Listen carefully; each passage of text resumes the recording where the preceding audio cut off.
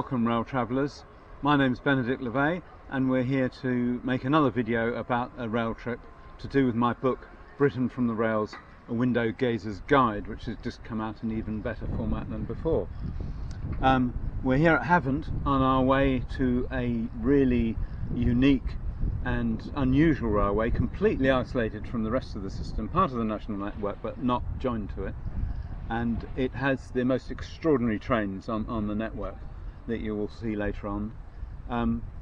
When I say we're going back in time, perhaps 50 years, people say when you go to the Isle of Wight, you'll know where I'm talking about. And here at Havant, we're pretty close now. Portsmouth is brilliantly connected to Portsmouth Harbour, which you need for the Isle of Wight trains.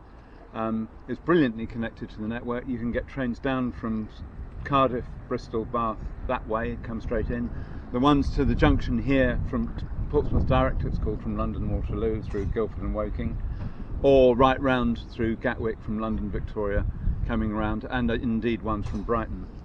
So there's a junction just here called Havant Junction, which was the scene of the Battle of Havant in the 1850s, where the new line had just been built down from London. And the company operating this route here, the London-Brighton company rather, wouldn't let them run their trains on it. And these kind of battles were called frog wars, after the bit of metal where two lines join is called a frog.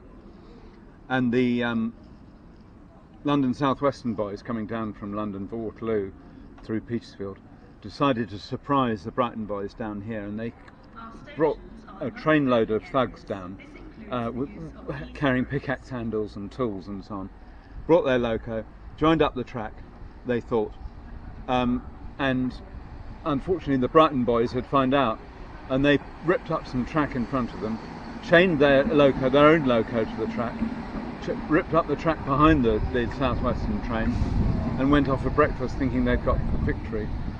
Meanwhile, the South West boys joined up the track again and achieved victory by getting here. It was all very petty and typical of how railways operated in those days. So here we are at Havant. If you see a very fashionable railwayman dressed here, rather nattily, then he's known as the Havant Guard. Alright, enough bad jokes. We're off to Portsmouth. Here we are leaving Portsmouth Harbour, home of the Royal Navy for many centuries. I hope we're not going to emulate Henry VIII's Mary Rose, which went out of this harbour and sank right outside here, and is now famously preserved, together with the Warrior, which you can see behind us with the masts, and the Victory, giving you three eras of sailing ship. Fantastic bits of history there to visit. And we're going out onto the Solent, which is Britain's best loved waterway. Really interesting set of harbours to the north, of decreasing busyness from Southampton Water, which is giant container ships and huge oil tankers, to Portsmouth Harbour here, which is the Navy and a few cross-channel ferries. And then further along you've got Langston Harbour, which is sort of motorboats and a little bit of freight. Chichester Harbour, mostly yachts and stuff. And then Pagham Harbour around the corner, which is no boats allowed in at all. So it gradually gets quieter. Heaps of interest on this sea crossing to ride. We've got a ticket to ride today. And out in the middle of the harbour are those great forts, the Palmerston Follies they're called, built to scare the French off. And these huge forts had chains lying on the seabed that could be pulled up to stop the French ships so they could be attacked with cannon. And this is just a tiny bit of the biggest defensive system in the world at the time. The forts in the Solent are just a small part. They go all over the land, all over the Isle of Wight. There was gun battery on the Isle of Needles, more gun batteries down at the Lymington end. And like all deterrent weapon systems, you never know whether it was worth the money or not, because the French never attacked. It wasn't worth trying. Oddly enough, when Portsmouth was finally attacked, it wasn't the French, and these huge fortifications were not much use against the Luftwaffe, but that's another story.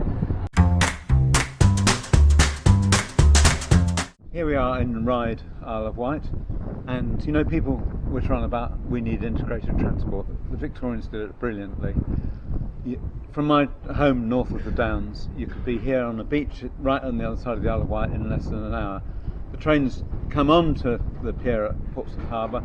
You get the fast cat ferry over to the island, which is nice and quick, and then you meet this glorious old train here, which is just coming in behind me, which will take you across the island.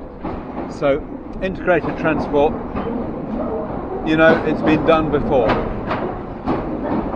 The Isle of Wight in the heyday of railways was a bit like Thomas the Tank Engine's fictional island of Sodor, covered in a web of lines like a big toy train set.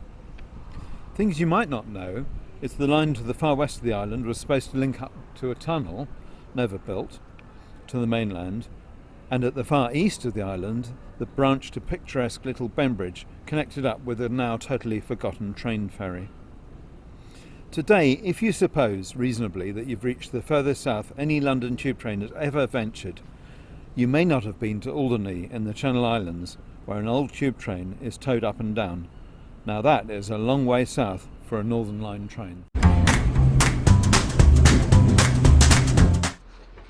Things to look out for as you rattle across the island line include braiding, where there's a historic museum of railway stuff and a lovely old signal box.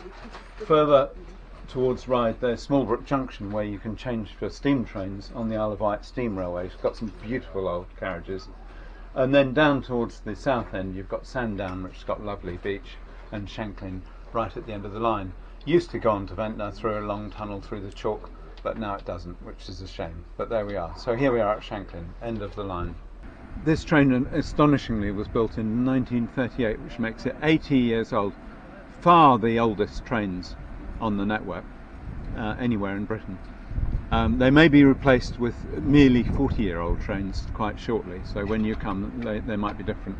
These trains were liberated from the deep tubes of London, so they're a bit like pit ponies brought out at the end of coal mining, blinking in the daylight, to spend their retirement up here in the fields of the Isle of Wight. How lovely was that? And this one's about to go, which will probably be a bit noisy, but whatever happens, come here and enjoy a trip rattling across the Isle of Wight in these trains or the slightly newer ones.